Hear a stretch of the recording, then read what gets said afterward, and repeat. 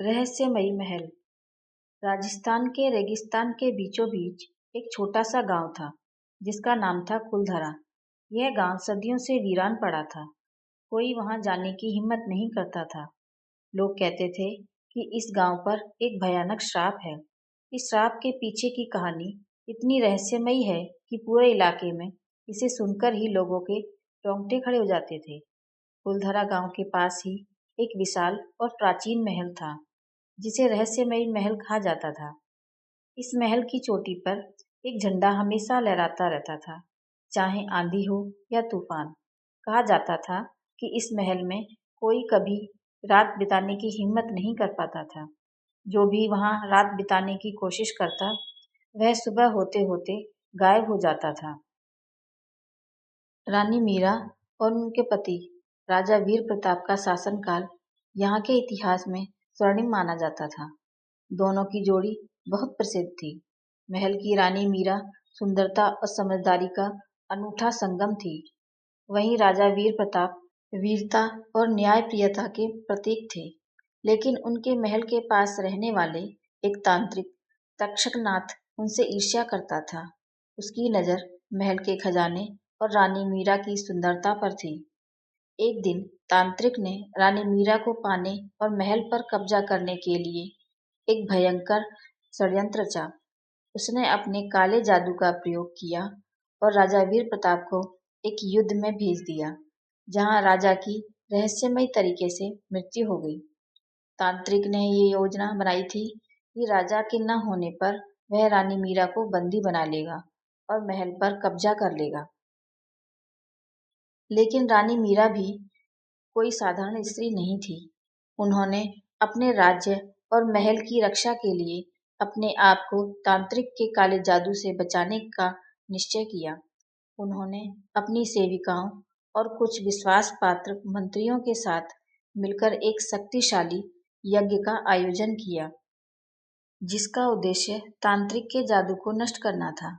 जैसे ही यज्ञ की अग्नि प्रज्वलित हुई, तांत्रिक तक्षकनाथ को पता चल गया और उसने अपने काले जादू से महल पर हमला कर दिया।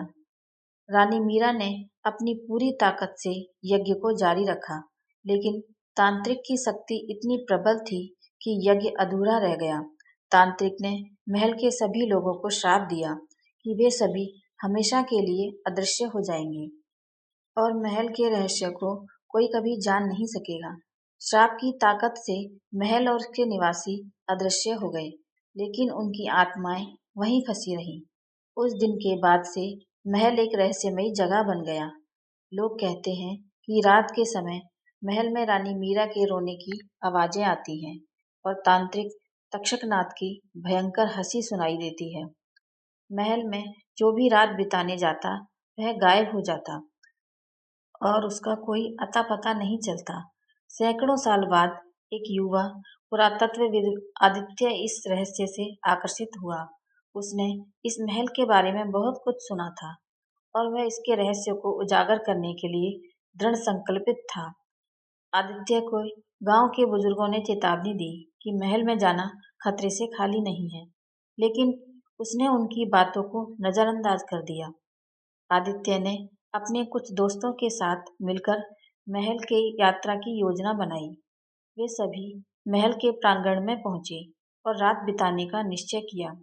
रात के समय अचानक महल की दीवारों से अजीब अजीब सी आवाजें आने लगी। आदित्य ने देखा कि दीवारों पर छाया चित्रों की तरह आकृतियां चलने लगी, जैसे कि किसी पुराने समय का दृश्य फिर से जीवित हो रहा हो। महल के अंदर एक रहस्यमयी दरवाजा था जिसे सदियों से कोई नहीं खोल पाया था। आदित्य ने अपने साथ लाए उपकरणों से दरवाजों को खोलने की कोशिश की। जैसे कि दरवाजा खुला, अंदर से एक तेज रोशनी निकली और पूरी महल की हवा में एक भयंकर चीख गूंज उठी। तांत्रिक तक्षकनाथ की आत्मा जाग उठी थी। आदित्य और उसके दोस्तों ने खुद को बचाने की कोशिश की, लेकिन महल की दीवारें हिलने लगी और फर्श धंसने लगा।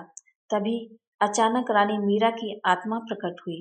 उन्होंने आदित्य से कहा, तुम्हें इस श्राप को खत्म करना है। केवल एक पवित्र आत्मा ही तांत्रिक को हमेशा के लिए नष्ट कर सकती है।